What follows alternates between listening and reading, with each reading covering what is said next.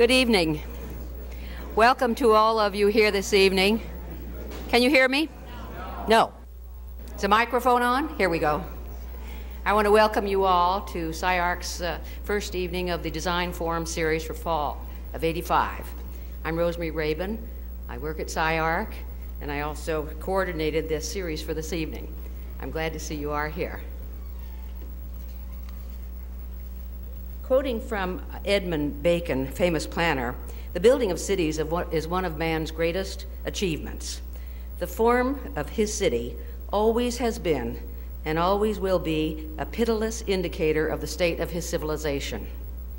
This form is determined by the multiplicity of decisions made by the people who live in it.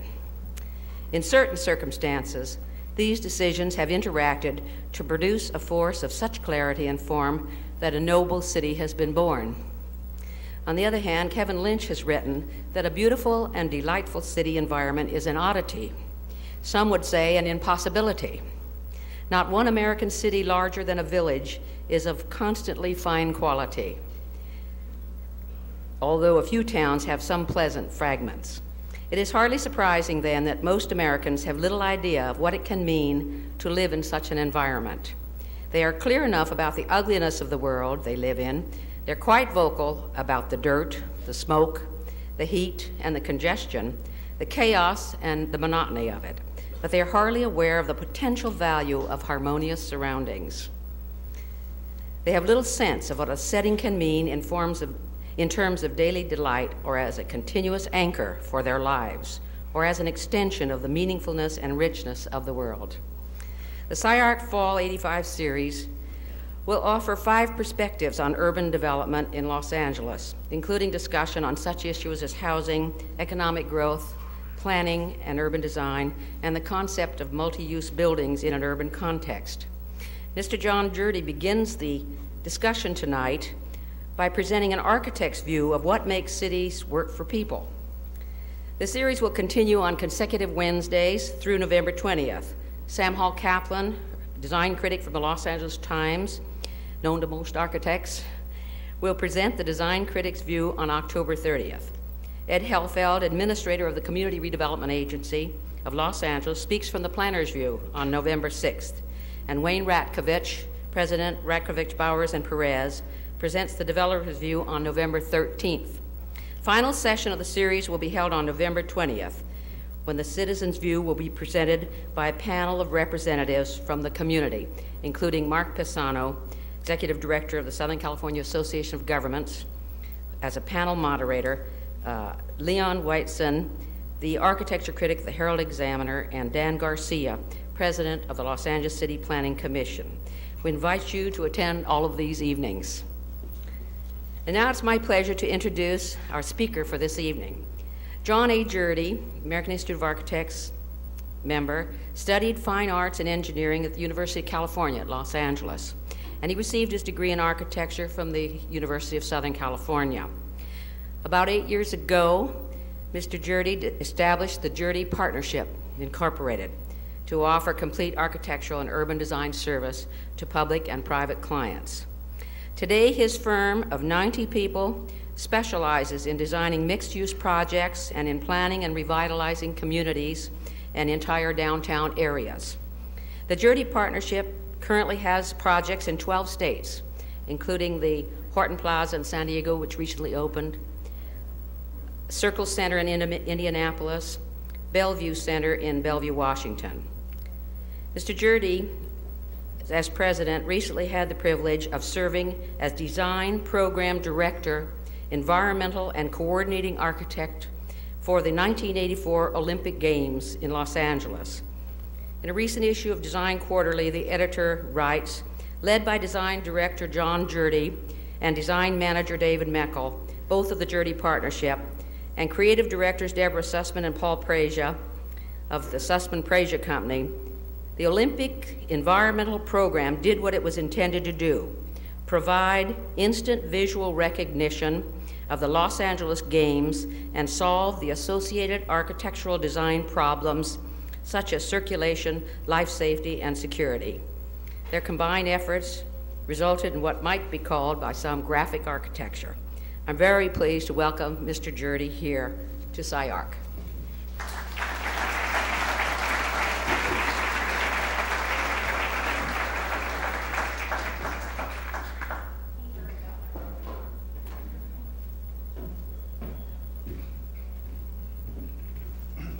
Thank you. It's really an honor to be here. I've attended some very exciting lectures and never imagined that I'd be up here. I'm sorry to hear you lost your second floor. That was a very exciting environment.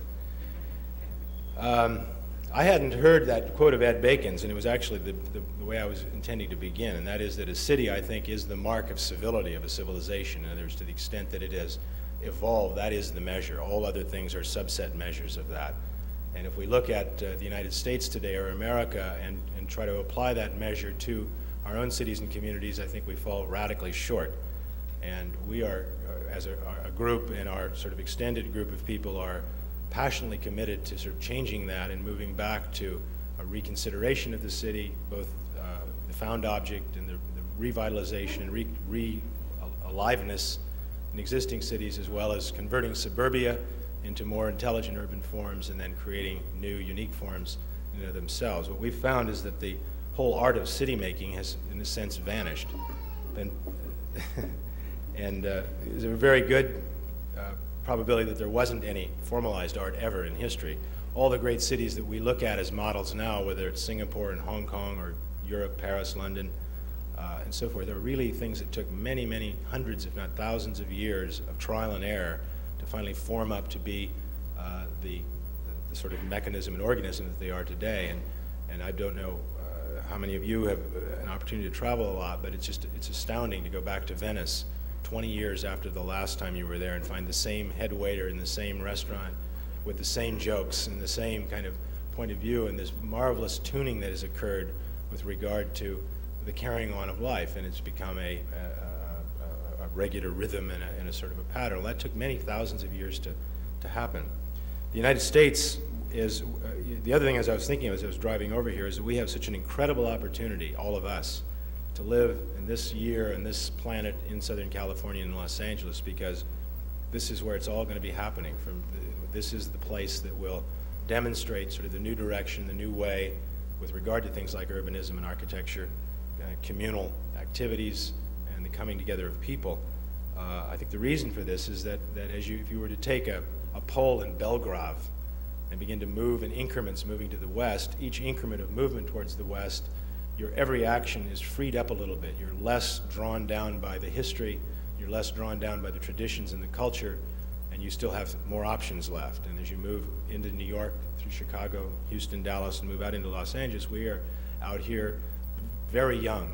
We have very little that tells us we can do or can't do one or another thing, and so that we have this fantastic opportunity to create the grand experiment in terms of tuning ourselves. The advent of the popularization of science that occurred right after the beginning of the 20th century and the radical effect it had on everything, but particularly the arts, particularly in architecture, where the desire to emulate the scientists, to create a building that could be as powerful as the second law of thermodynamics, has so entranced all of us that we have been out dealing with the singular issue, the object, making buildings, making objects, making individual things. All of our most important talent has diverted its attention to this idea of object making, and it has developed into a series of individuals. And that's the last thing that you want to have happen when you want to make cities, because cities are great issues of collectivity, people coming together to do things in a communal way.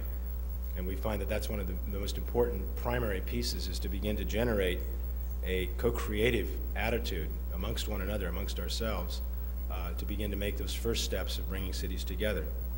The firm has been working for 8 years essentially on that problem, everything from brand new cities, a city for 700,000 people in Indonesia, down to trying to crank up old broken down cities, Paducah, Kentucky, downtown Los Angeles, situations like that, as well as doing components and fragments of other cities. In doing all of that, we are really just feeling our way as we move along, and I'd like to share with you this evening some of the things that we are uncovering, show you some of the things that aren't working, some of the things that are working. We feel very immature. We're not at all smug about what we're doing, and it is an art of experiment, of simultaneous equations of extraordinary size, in that you're not just dealing with an artistic issue, you're dealing with a simultaneous equation of politics, dollars, marketplace realities, the entrenchment of corporate points of view, egos, all of that kind of stuff, all has to be adjusted and tuned to get any tiny little movement towards progress. The suburbs and the creation of the suburbs also, by the way, enhanced this idea of the single object. It also gave birth to the whole corporate America, which began to specialize itself, and one whole group only did hotels, another whole group did tract houses, another group did shopping centers, and they even more individualized the elements of cities, and they became very closed system with regard to how you did things. In the shopping center world, it is not astounding that a shopping center in Nome, Laguna Beach, and Houston all look identical. That's because they were structured for a corporate mentality that could make one decision and have it apply in a multiplied effect, and that piece of American usefulness for consumption is indifferent to all the other things around it. And so the suburbs have created these little vignettes of self-centered issues, and of course they're not at all designed to come together. And there's an utter lack of communal life, of coexistence in any sense in the suburbs we see them now. So we've been doing, I think, some exciting work in going back and weaving in the interstitial spaces in the suburbs the infill elements that begin to join them back into cities. We've also our team playing with corporations and with lots of people who now begin to see the light with regard to the quality of life effect that the suburbs have had in a negative sense, the extraordinary sort of new reaches that business can go to as you begin to realize that the quality of life issue is what it's all about in America, and that if you make big strides forward to encourage betterment in it or do things better, you become the fat cat. So there's a great coincidence that all of these things are coming, that are happening. I think the Los Angeles scene is the most exciting in that we are the least constrained. As I said earlier, we have an opportunity to do almost anything that we want to do.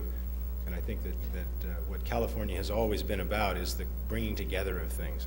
For us, it's absolutely reasonable that there's a Mayan, Egyptian, Hollywood Hispanic, and Richard Neutra house in every block, and it all is a completely legitimate. I mean, it looks right, looks good, and I think that it is good. There's nothing wrong with that, and I think that sort of freedom and flexibility that we have, combined with the other thing. And when I graduated from school, there were no great architectural movements afoot in Southern California. There was John Lautner.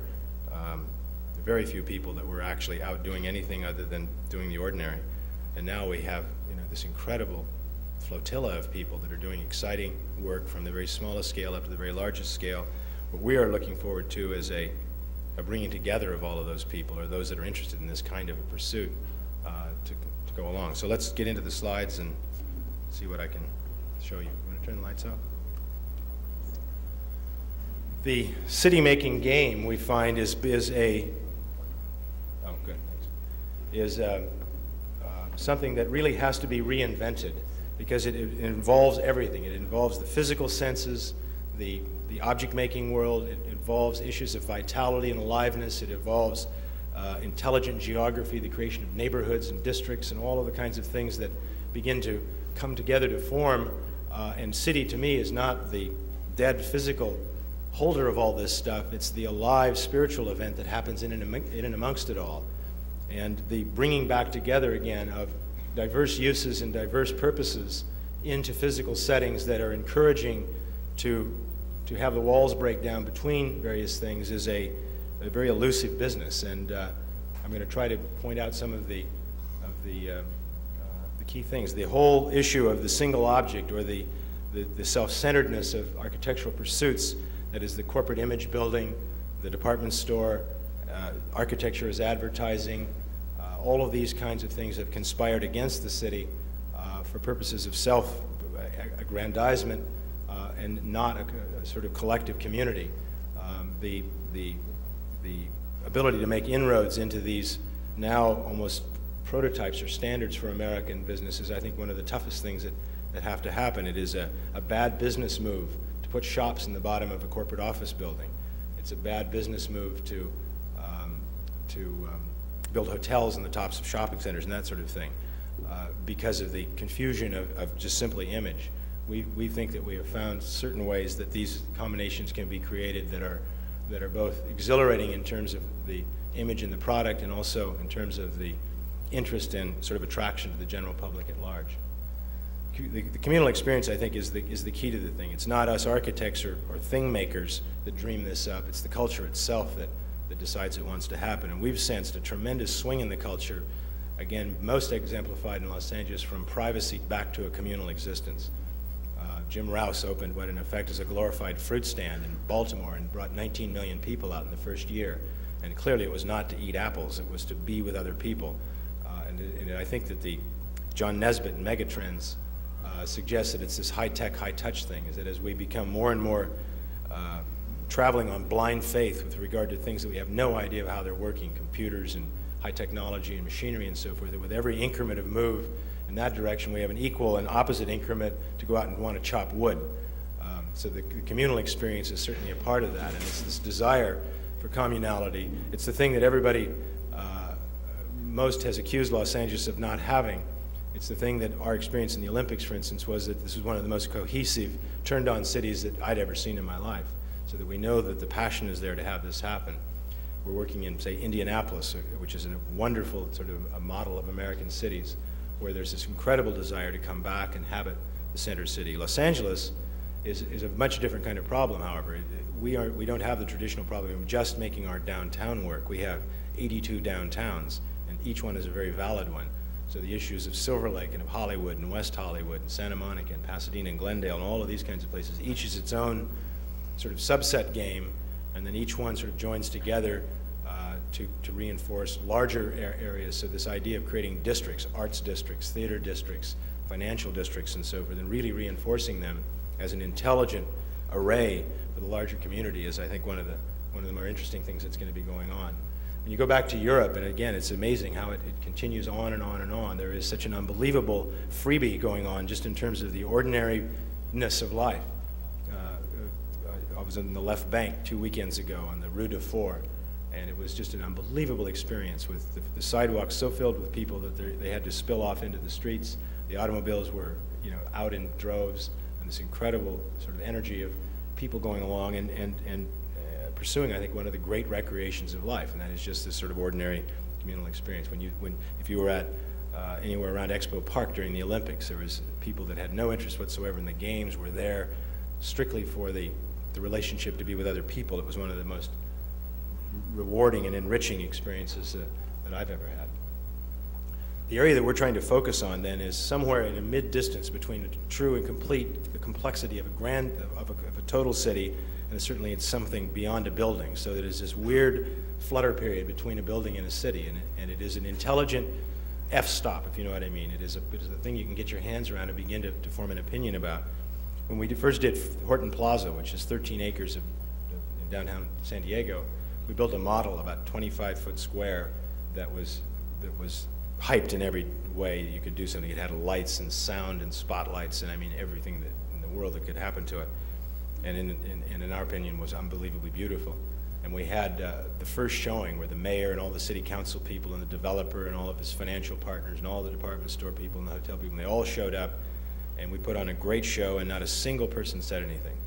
And they walked out and we went, God, we've blown it. I mean, it is unbelievable how bad this is going off, because that never happens.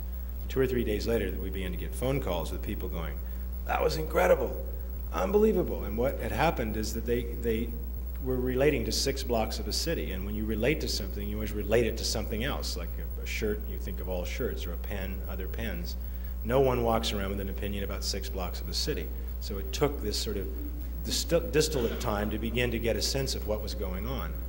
Bob Irwin, when he showed his first drip and dot paintings in New York, was accused of his fetish finish. And what he realized was that the New Yorker, and his incredible energy to just simply survive, can't see that level of scale. They literally couldn't see the thing he was trying to show them, so that there are these blank spots in our screen. And what we've found is that we had to increase our focus and begin to develop an attitude about something bigger than a building.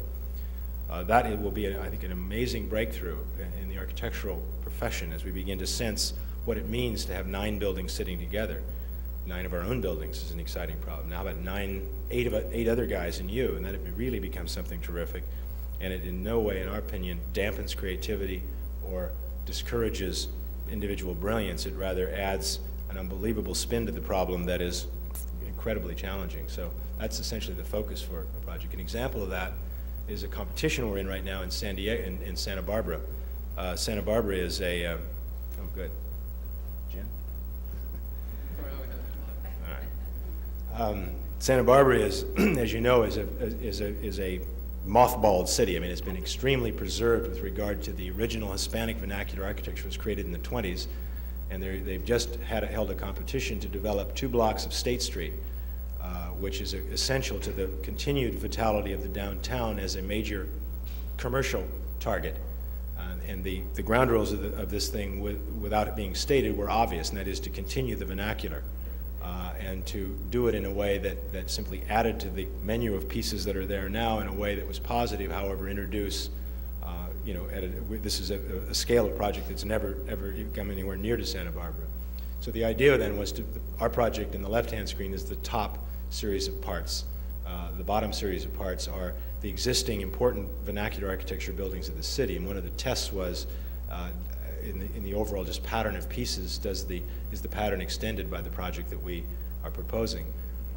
On the right you see a more close-up view of it, and here it was a very complicated thing because in effect it's really a single building, but at another level it's really like 6 buildings, and at another level it's 70 buildings, and there's a whole sort of different attitude that you begin to develop into it. It's based on the idea of it continuing the old Paseo system of the city in a pattern of very intriguing sort of encounters with a variety of kinds of spaces and events, so that the problem is not just creating the buildings, but writing the aliveness scripts. In other words, each one of these spaces that you encounter has a different purpose to it.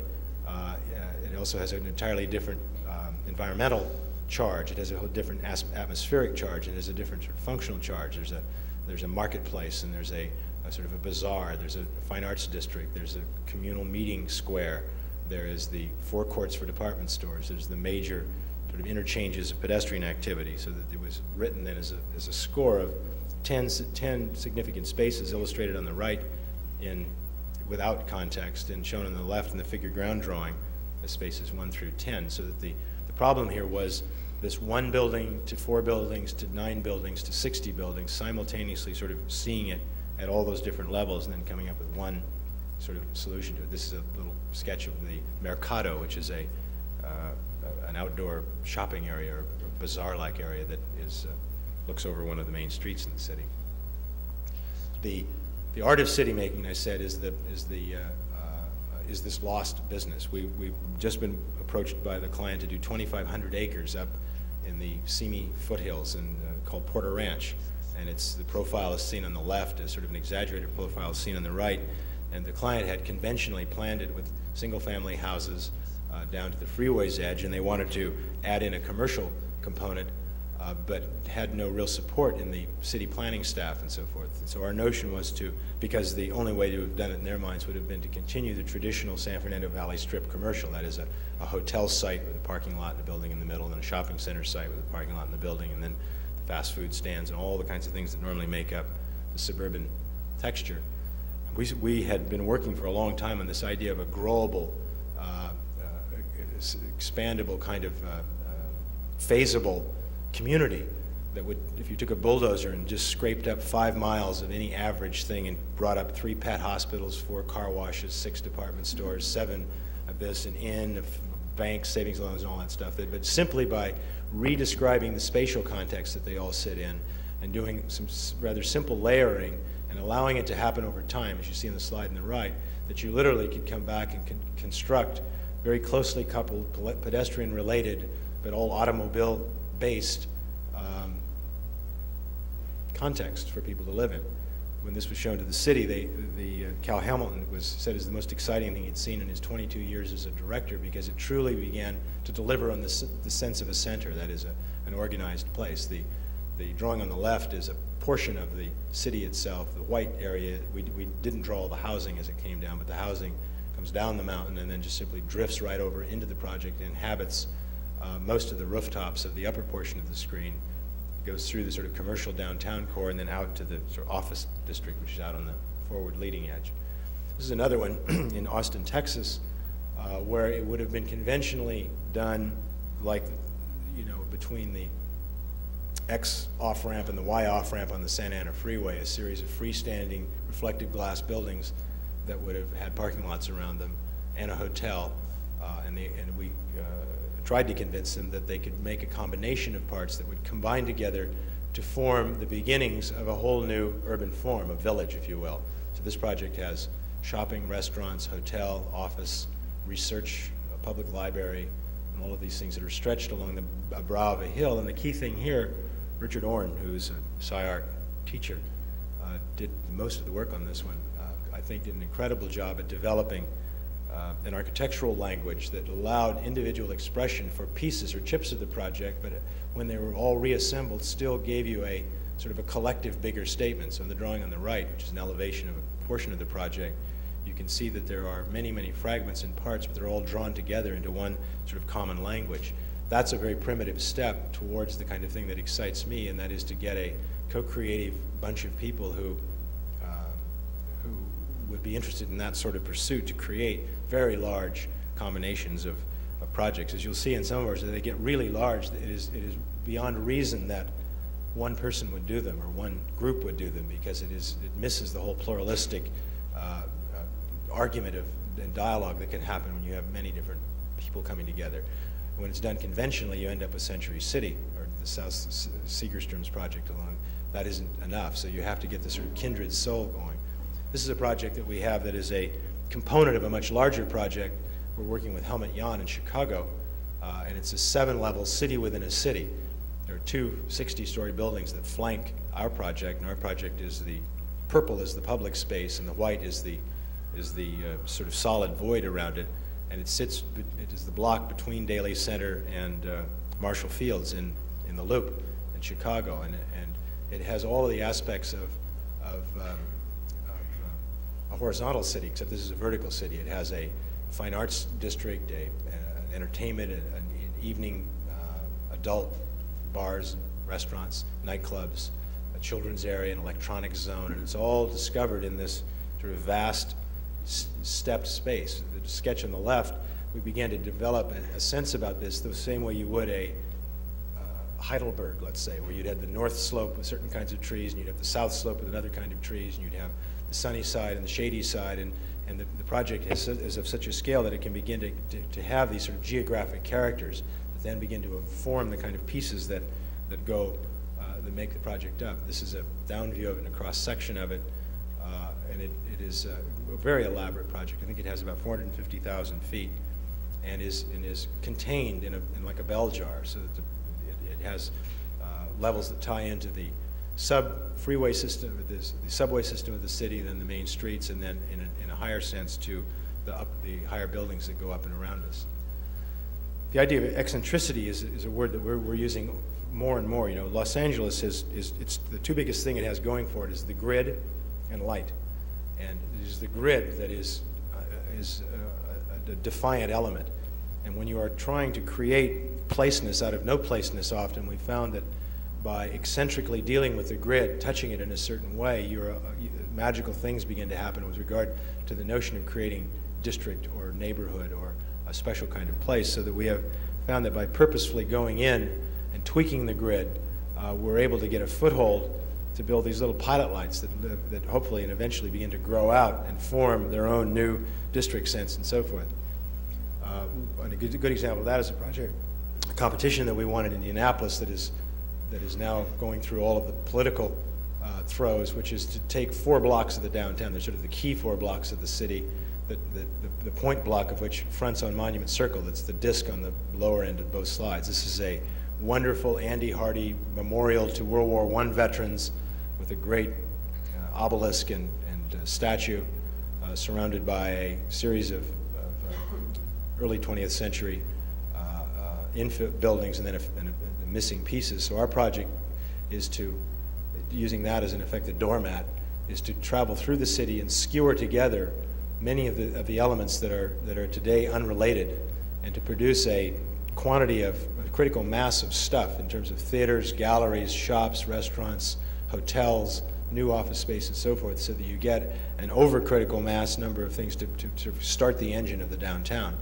The solution here is to build a hemicycular, multi-level glazed street that runs in a circle and tethers together the existing department stores and hotels, and then adds in new hotels, new office buildings, and so forth, so that it becomes a new sort of major district and neighborhood in the city. This is being done for the Mel Simon organization. It has a variety of building types, high-rise office buildings down to below ground parking and transportation centers and so forth. One of the most interesting projects I worked on was as a consultant in the La Défense project in Paris, which was a tragic urban design and sort of architectural end result, but the government felt that they had to build an alternative to the historic downtown because they couldn't afford to continue to tear down things to build new things, so they built this satellite city directly on the axis of the Champs-Élysées. I think it's 9 million or 10 million square feet, but it had such a phenomenal opportunity as a layered city. At the lowest level was the train station. At the level above that was the bus station. Then there were 7 levels of parking. Then there were 4 levels of commercial retail. Then there was levels of office buildings and hotels and so forth. And it all got sort of smothered over in a granite piazza and lost a great opportunity for this kind of vertical layering and vertical creations of urban organisms. So we're very excited about this one as being a breakthrough with regard to being able. It's very difficult to get hotel operators and department store people and parking lot operators and so forth to begin to believe that they actually can exist sitting on top of one another, sharing the same piece of property, borrowing exit stairs from one another, relating to one another in materials and so forth. But there is an art to that, and it's one of the things that we have been sort of actively going after. This idea of colonies of cohesion is another trick that we've been trying to use. Almost all of our clients are these very mean, bottom line, street market-wise developers, and there are not many patrons in that group. They are extremely exciting people. They're full of energy, full of ideas, but making art and making this kind of thing is incidental often to what their primary purpose is. And we found that there's many ways to rewrite that equation so that they get what they want and we get what we want. We, meaning we, the public, get what we want. One of the ideas is this idea of colonies of cohesion. We've all seen these. Santa Barbara is one. Carmel is one. Mayfair is the sub-district of London is one. Georgetown is a function of Washington, D.C. is one. And that way is where the presence or the importance isn't on the building that you're in, but rather the neighborhood that you're in. So by creating this colony of kindred pieces, there is great virtue in being a part of that, and therefore there's a great marketing device that can be created so that you, rather than building, so I so often look at Century City or these sort of suburban phantasmagorias that go up, and they look like sushi, and they have those display menus, all these little things sitting around. And what in effect they are is really spent business deals. They're useless after they've attracted all they're like fishing lures that lay around. And the idea of building maybe a more elaborate fishing lure, I'm not sure, but building this layered sense of community and then selling the community as the item rather than the building seemed to be a great marketing notion. So we are off on some interesting versions of that. This is a suburb of Seattle called Bellevue, and it's a 9 million square foot project altogether that would have normally taken that sort of sushi platter sort of way of going together. What we've done is created a community context and a language of architecture that is common to all of the parts, again with a great deal of variety, so that we have 6 or 7 high-rise office buildings and hotels, a theater district, an arts district, an inn, a hotel, health clubs, a public park, a children's zone, all of these elements that make up conventional fabrics but woven together to form this exciting village-like community that sits in a larger context of a suburban sort of strip commercial trying to be downtown. But our theory is that this is a beginning, and from this beginning things will begin to grow out. We certainly are finding in Horton Plaza that's the case. That little 6-block, 13-acre starting piece is now fermented into 40 acres of new housing that are coming in, and all sorts of other new buildings that all are agreeing to take their clues from from the early beginning. The thing on the left is a figure ground of the public space. That's for us, there's so many really thrilling things that we're fooling around with here. In one is just the making of space, the making of urban space, grand, long, curving colonnades and arcades, steeply declining staircases, walls of buildings that are concave and convex, and it's a marvelous thing to even consider at that scale, and then breaking it down into the smaller and smaller scales. This is a close-up view of the city park, a hotel version, a slide of looking over the inn towards the park. It's connected into a big multimodal transportation center. This is one of Richard's drawings again. It's a cross-section through the city, coming from the transportation center up at the right, down through the park and the public amphitheater. And what you see is it's a collage of low-rise, mid-rise, and high-rise buildings, all again sort of informed by this common architectural language, developable over time so that you can begin with 2 or 3 elements and end up with 30 or 40 elements over a period. And then when it's all done, you have created something of great value in terms of a place to be. And then, of course, all the great spin-off virtues of the close pedestrian relationships between all the elements and the sense of placeness that occurs from this. Now, this is all done in the same context and under the same ground rules that traditional suburban development is done in.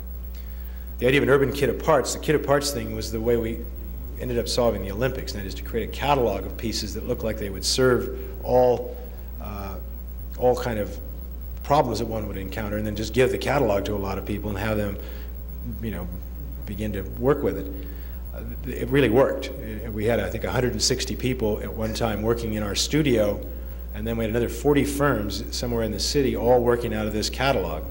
And there was this terrific sense of fidelity and cohesiveness that strung through everything, yet there was all these unbelievable moments of brilliance of an individual using that catalog in a really extraordinary way. We were tempted to try to create some catalogs out of some really known archetype pieces, like any street in the East 80s in New York. There's 4 variations of front stoop. There's 9 window variations. There's 12 entablature variations. And really what you get is an unbelievable array of building possibilities, but with this bigger payoff in the end, you get one thing called the block, which is a marvelous contextual thing into itself, but made up of these subset parts. So the idea of looking for the repetitive element or the common element and trying to build this architectural language is important. At the urban scale now, we're finding that we're having to remind ourselves that there are these urban pieces. There's the Grand Boulevard, there's Uptown, there's Downtown, there's the ghetto, there's the hill climb, there's the maze and labyrinth, and all this sort of thing. So this is an attempt just to sort of pictorially remind us of a lot of these things. The arcade, the labyrinth street, the hill climb, the staircase, the night park, the day park, the passive park, the active park, the souk, the temporary marketplace, the piazza, the fountain or the public assembly place. And what Horton was done that way. We tried to take each part as the absolute archetype, the archetype arcade building, the archetype tower, grand staircase, and then use them in a collage-like way to begin to recompose the city piece. The Grand Boulevard, the place to hold parades, the water feature, the fountain, the venue for art and objects.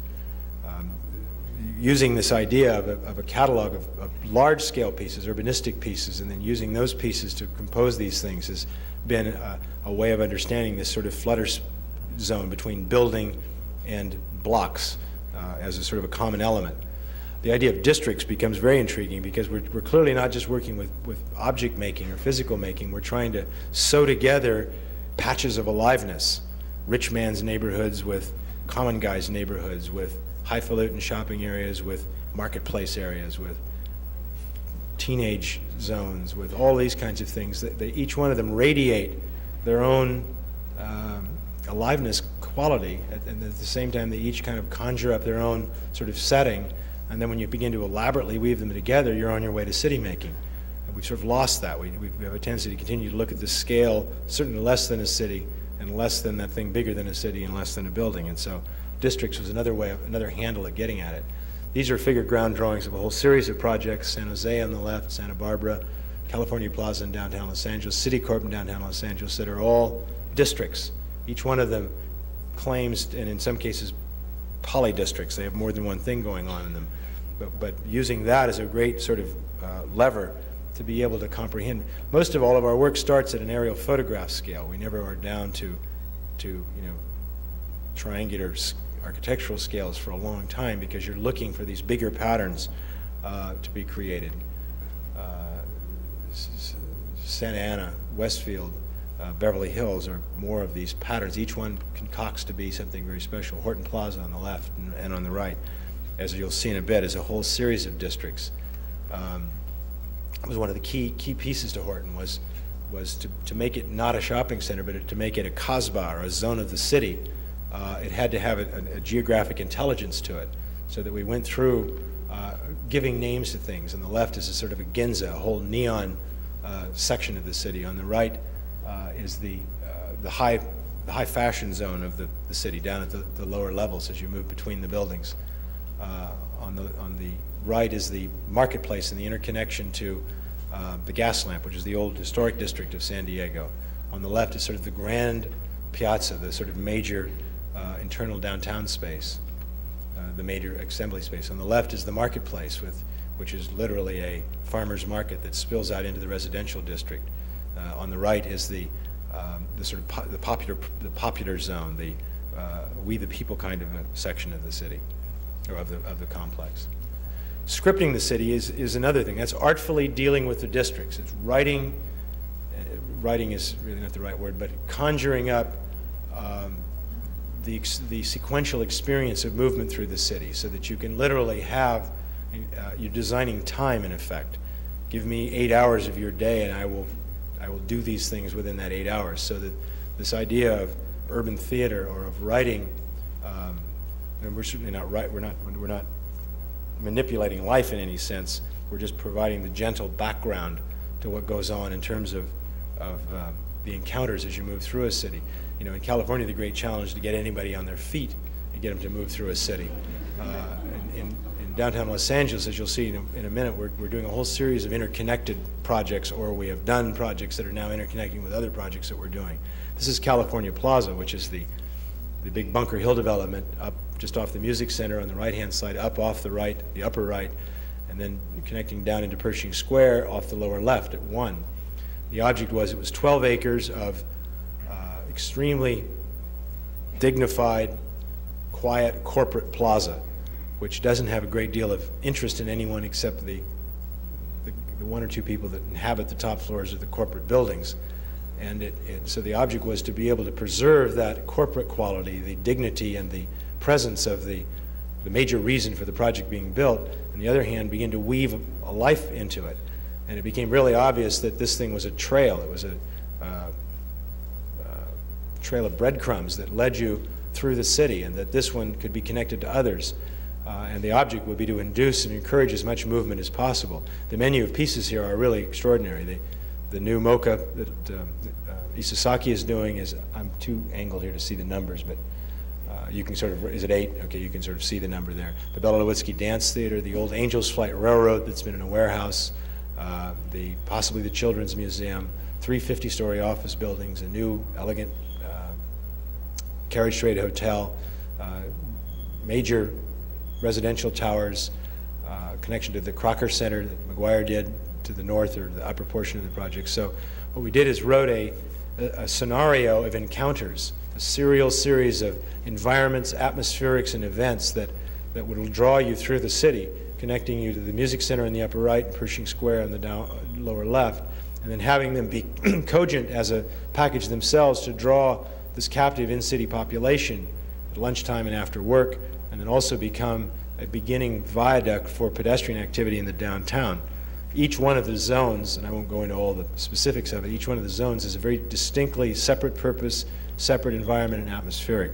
Here we're going to try to work with teams of landscape architects and conceptual artists. There's some unbelievable work being done, particularly with California artists, with regard to light or the ethers. There's Doug Hollis is working with aeolian wind harps and all of these sort of things that are dealing with the natural elements. And the idea of introducing sort of small celebrations or institutions, a thing that turns on when the Santa Ana winds blow, or a little event that guarantees fall for the guy that moved from New York in a section of the property at the right moment in the calendar. These little moments in time are critical when you're trying to crank up something that normally should take 2,000 years, and we're trying to do it in 2 years.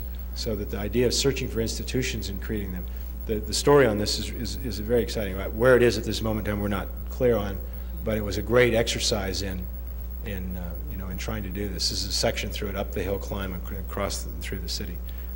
Phase 1 is just opening, Erickson's Tower and staircase and the Isesaki Museum. We actually got down to using almost musical notation, borrowing from Halperin's studies on the change in all of the sensory issues, the smell issue, the sound issue, the light quality issue.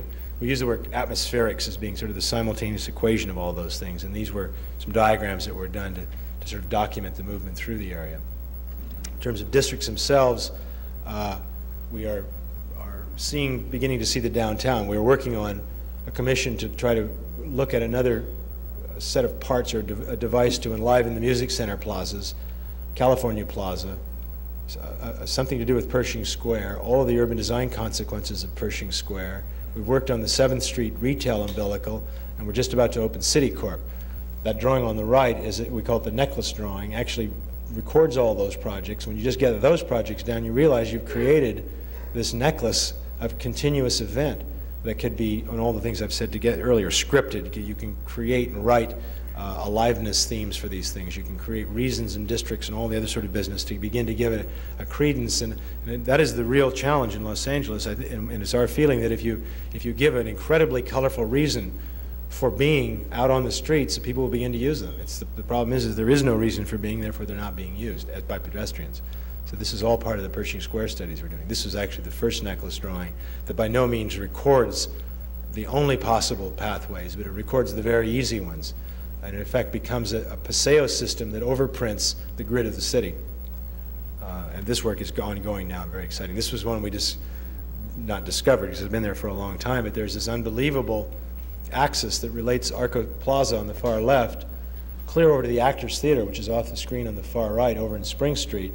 It's a space, just a wedge of space that no one has used throughout the city that could be a very exciting, psychologically safe, bustling, animated east-west corridor for pedestrians that would in effect give a reason for Pershing Square on one end, and probably stimulate life and excitement in Arco Plaza on the left. This is all part of a study we're doing for PSMA. We were commissioned to try to hurry up and decorate Pershing Square for the Olympics, but that led to a sort of a gentle look, which is now leading to a much more in-depth look for creating a reason for Pershing Square and a sort of a new life for it. And what we found that Pershing Square is really the thermometer of the downtown. There's nothing you can do to the square itself until all the other things that are in its context are ready to have it happen. And what we began to find is that therefore you can begin to influence the context, which speeds up the sort of thermometer reading on the square. So it's a fascinating project, and beginning to create this dialogue and polarity around people that never really talk together. All the people that own buildings, for instance, on the square find there's a commonality of interest in having something happen. The whole downtown business community sees the square, again, as this thermometer for them. This was a study we did in South Park. Hope Street is to be this new boulevard. This was done some years ago for the CRA. The most exciting version of that, which we couldn't find, we've deduced that Californians are motion nuts. As long as they're moving, they're happy. So we had a series of concentric rings from pedestrians to roller skaters to bicyclers to automobiles, and then finally with a canal so they could row up and down the north-south axis of the city. On the right is the 7th Street umbilical study, which was a way of skewering a clear route along the existing pedestrian core of the downtown.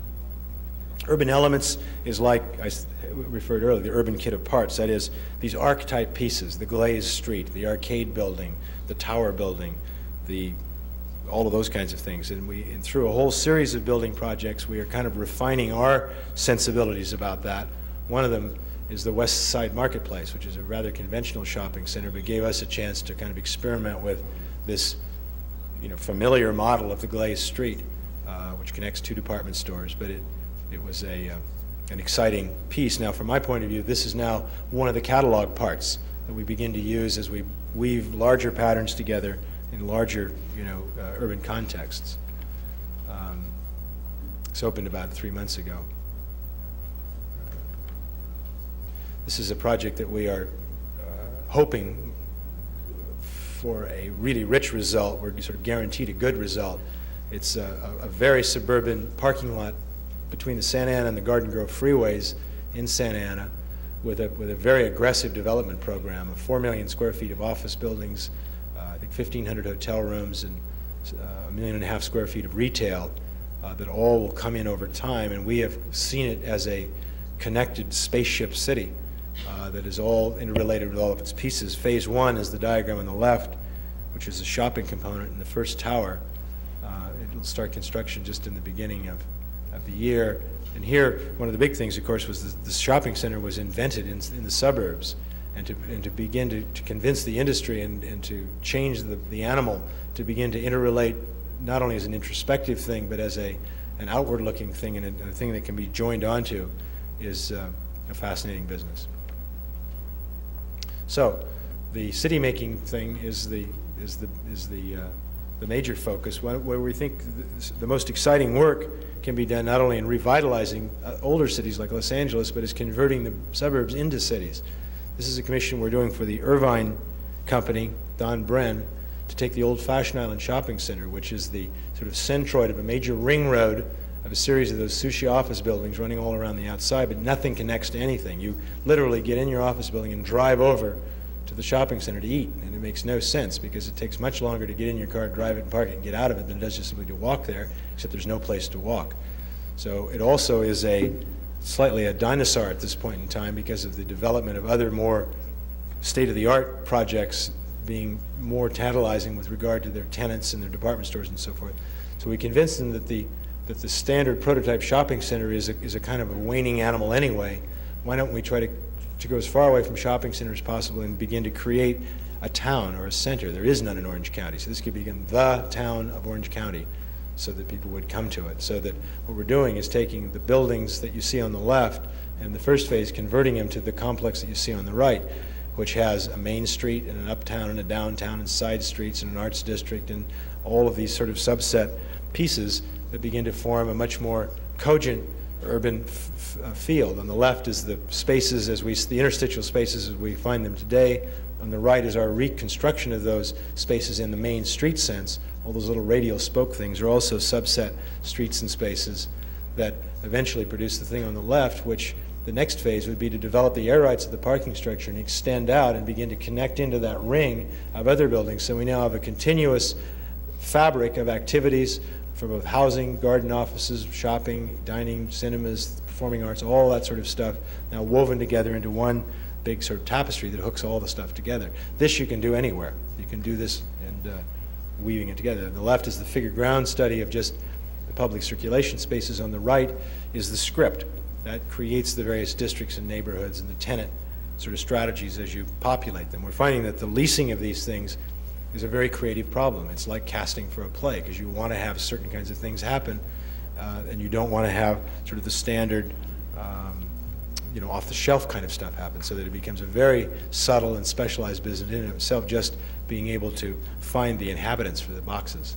Atmospherics is this simultaneous equation of all things that we are excited about. This is a project that will open in March of next year called Citicorp. It's at the corner of 7th and Figueroa in downtown Los Angeles. And here, in order to get FAR bonus points, the developer had to put retail into his project. He didn't want to do it because it would pollute the dignity of corporate settings, but felt that it was worth the gamble to do it with regard to the great bonuses that he got. The solution was to frame the solution in the nature of a city park as opposed to something else, and then build all of the components around this park, so that the circular element is actually a big trellis system that goes over the top of a 250-foot diameter grotto that steps down, with its uppermost level being this corporate plaza that's at the top that will be very beautiful with sculptures and fountains and gardens and walking spaces, but essentially it is the front doormats to these very serious Skidmore's and Merrill buildings that go around the edges, and then the next level is Figueroa, which is the sort of people's entrance, and the project then is this grotto, which is a stepped down series of rings that are planted as a trellis system over the top, outdoor, and then it's populated with these sort of miniaturized perfume bottle-like buildings that inhabit the space, and then it's all filled with plants so that it becomes this park that you can eat and shop in. It's well along, this picture's probably 6 months old. On the right is a picture of the interior. It's very difficult in the model to capture the main issues of atmospherics, which are the quality of light, shade, and shadow, and landscaping. But we think it's going to be hopefully at least it'll be an exciting project. Urban theater is this idea of being emotive, of creating things that combine together to do things. This was an extraordinary sort of side project that we did. There was a competition to try to fill these old black buildings on the left. They're the original power plant generating stations for all the streetcars in Baltimore. Sits right on the inner harbor. The Cambridge Sevens Aquarium is just south of the black building, just below the slide, and Rouse's Harbor Place is just south of that. And we came up with the idea of the theory was that P.T. Barnum, Tom Edison, Tesla, all the great visionaries of the 19th century got together one night and got loaded. And with such great vision, they could see the 20th century, and they could see what we wouldn't do. And so they created this gift exposition in these old buildings and hid it in the waterfront of Baltimore to be rediscovered in July the 4th of next year or something. And it's this great mechanical clockworks exposition that has that in effect gave wonderment to the basic issues of the 19th century: the machine, the occult, travel, exploration, and all that sort of thing. We parted company with the project, and it's recently opened. I haven't seen the end result, so I have no idea what it's like. This was a project that was fascinating in downtown Oklahoma City, where they wanted to have a centennial for their 200th year anniversary, and we suggested that what they should really do is build something that they want to have for a long time, and then hold the centennial in it. Otherwise, they'll go broke. And the object then became a stadium, which is what they wanted. And instead of building the stadium as object, we used the more sort of Roman technique and carved the stadium out of the backs of a series of revenue-producing buildings, so that the stadium itself is actually just milled out of the backs of office building, hotels, art galleries, libraries that surround the site. And so it's just the bowl that's left in the middle. Coefficient of aliveness is this measure. That is, how well are you doing in terms of skewering all the things together? This is almost every downtown now is attempting to restart itself. This is San Jose, that has had this phenomenal suburban growth in terms of in Silicon Valley, and now its downtown is ready, and it really has an incredible collection of pieces: a very fine contemporary museum, art museum, performing arts, the downtown university, and so forth. And they built this old paseo that linked the university to the performing arts area, and there hasn't been a human being in it for 20 years. And now they are attempting to relight it. So on the left is some of the early diagrams of creating these skewering sort of kit of parts pieces that begin to pull the things together, and then creating subset addresses, if you will, for office buildings and hotels. It's actually ending up being the drawing on the right, which is just hot off the boards, so there isn't any more sort of descriptive material, but I think it's going to be a very exciting project, and it ends up being a slightly eccentric, trellised, multi-leveled street that goes through the city. We've been working for a long time on Bedford Drive in Beverly Hills. One group owns all the buildings on Bedford Drive, and they're old, sort of not very distinguished looking brick medical buildings. I think all the shrinks live in the street. And we've been very slowly sort of redoing a building at a time. We have a scheme to redo all the sidewalks. And the idea here is, again, that idea of a colony of cohesion. It isn't a building that's going to make a difference, it's the whole street. In other words, this becomes a great street. And in Beverly Hills is sort of missing a great street in terms of an environmental sense. The building on the left is an infill, low-rise hotel that actually occupies some old parking garages that would be slid in. It's a very delicate scale, 100-room luxury hotel. Design time is the sort of summary of the whole deal, and our our midterm exam, I guess, has been Horton Plaza, which was the whole reason for creating our firm, was to do that project. I had just dented my pick, or whatever they say about that, in trying to get the development community to do anything exciting. And I had gone off the track and was co-developing with a bunch of other people, renovating old brick buildings.